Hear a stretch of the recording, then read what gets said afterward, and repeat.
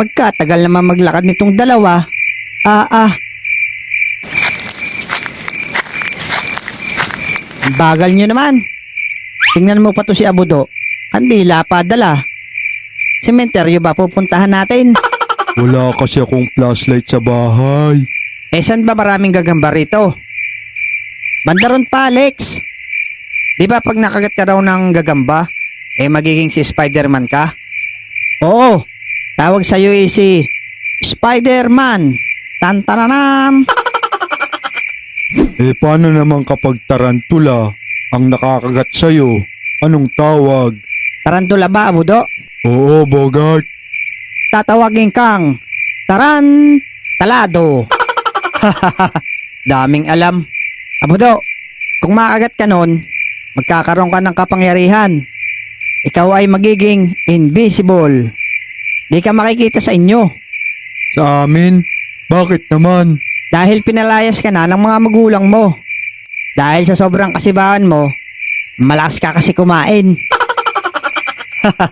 Tara na nga dun.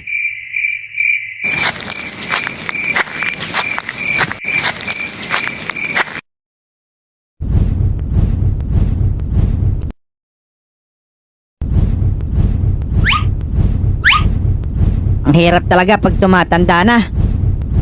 Limot ko na kung saan ko nailagay ang aking katawan.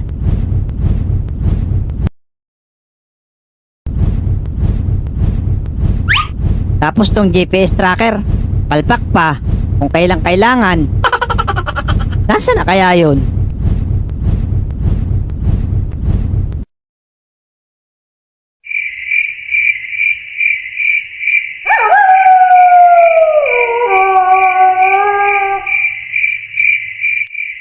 Aray ko!